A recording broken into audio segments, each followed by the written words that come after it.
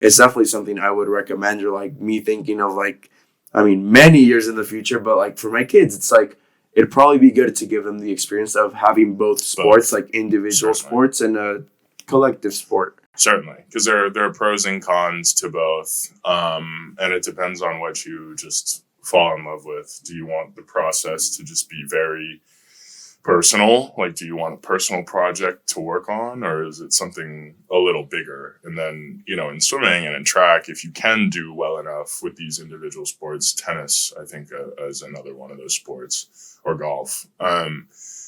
In swimming and in track, there is a rare opportunity to be a part of something at the NCAA level that is so much bigger than yourself. So it doesn't really become, it turns. Yeah. I'll put it that way. It's not necessarily as individual of a sport at the NCAA level. It becomes very focused on the group. At least at our program, I can't speak for other programs, but at least at Cal, we've done relatively well by investing in one another. And so I've only seen positives from that, and so I've fallen in love with that component of our sport.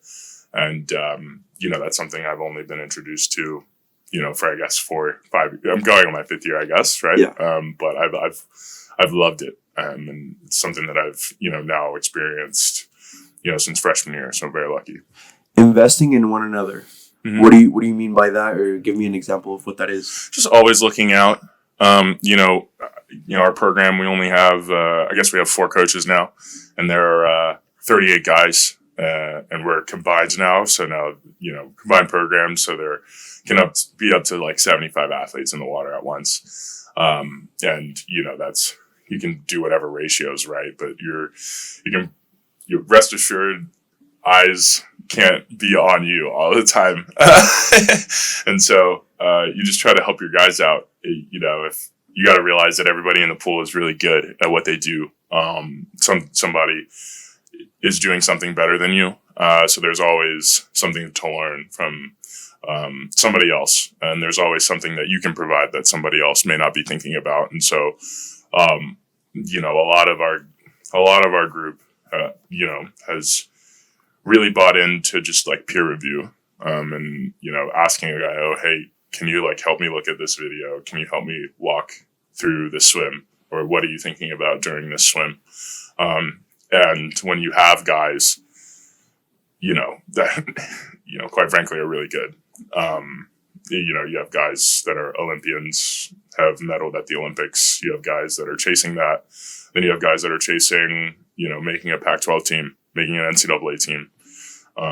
You have so many different levels, all very good. But, that's exactly why you love to be there, is because you can learn from these top guys. And you can have conversations with anybody on the team and just pass that learning around as much as you can. I think it makes it a lot easier on the coaches if the team can kind of have trust in one another and want to see positive outcomes for one another, because it makes their job a whole lot easier. They don't have to watch, 25 people, 50 people, 75 people at a time, because they know that they're taking care of each other.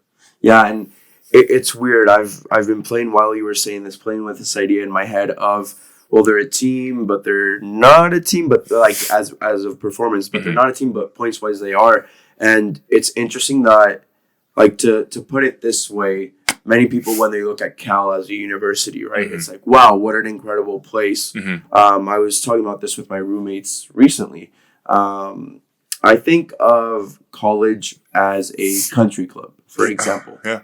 Because not everybody, there's some people that didn't get, some people that didn't get into Cal should have gotten into Cal and just as a student, and they just didn't for some reason. Yeah. But I think everybody here, what they have in common isn't that they're going to be excellent at whatever they do, but they have that pursuit within them.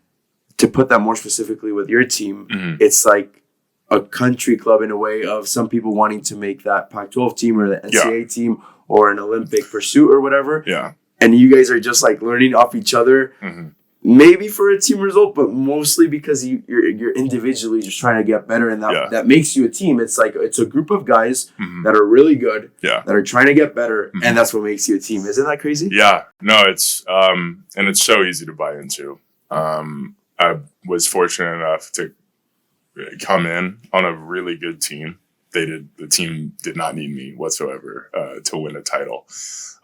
It was an honor to help, go score in 2A finals as a freshman at the end of the year. It was a hostile environment down there in Austin, which, is one of our main sources of competition out there. And so, I was very lucky to just walk into a team with a lot of studs, a lot of really just well-rounded individuals that just so happened to perform really well in the pool. And so I got to learn a lot from them. But I think, to your point, I got that right out of the gate. I mean, it's at the meets, it's outside of the meets, it's in the hotel rooms, like when you have roommates at a meet, like it is constant. When you know what's on the line, and if, again, I was lucky enough to just kind of see it happen, and we were able to win freshman year, but year after year, I've tried, again, to work through,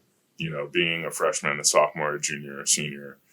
I've tried to have, or spread positive impact in the position that a sophomore, junior, senior can't have and is supposed to do.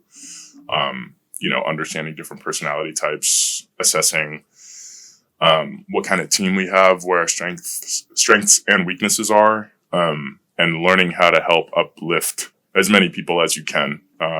Because at the end of the year, it doesn't really matter what 18 guys are there. I could get injured, they may not need me. Anybody is kind of not on the chopping block, because I don't really think we have an environment that's like that. But, if something does happen, the next guy does need to be ready.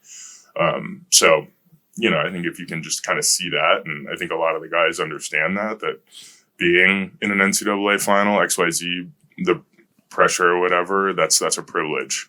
It's an opportunity. And so if you can wear that on your sleeve and just trust that the other guys want to see you do well in that situation, makes it easier to just buy in and compete for them, not necessarily compete for yourself as much.